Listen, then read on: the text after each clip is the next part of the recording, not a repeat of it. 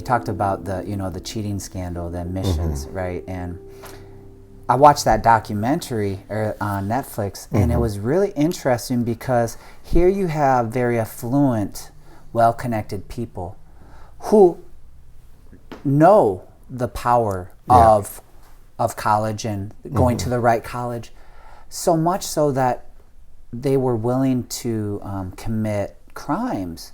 So that tells me they know the power of education. And thinking about Horseman, education is a great equalizer. Then you think of someone who might be first generation, parents never went to college, don't have much financial capital, and then they're thinking, well, and they might be very smart and brilliant by all accounts.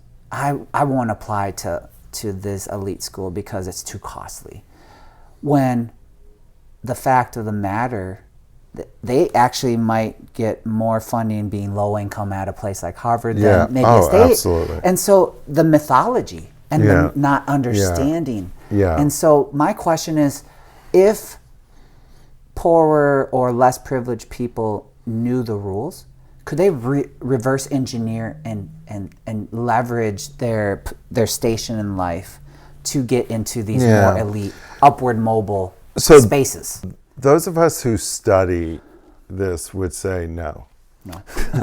and the reason is because if you are controlling the rules and limiting access to that kind of privilege and highly valuable forms of knowledge and connections and so forth, that if you get more access to that, or more people get access to it, one, it doesn't mean, to borrow a line from Anthony Jack, access does not mean inclusion. So you're still not have an inclusive community.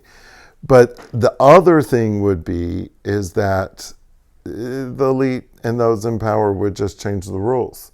They would just change the rules, and then so you would never be able to have the latest version of the rules. You would have an outdated memo about how to get into these places.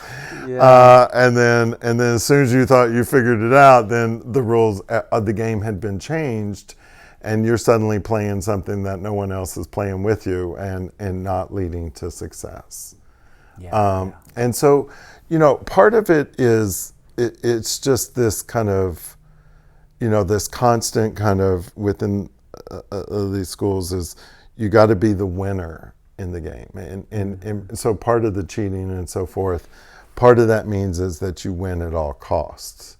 And that's what I talk about in my new study, and what I found in my research more than ever is that, students at these elite all boys schools, the ones that, Kavanaugh and others went to, they're literally one of the main kind of lessons they're learning is win at all costs, be a winner.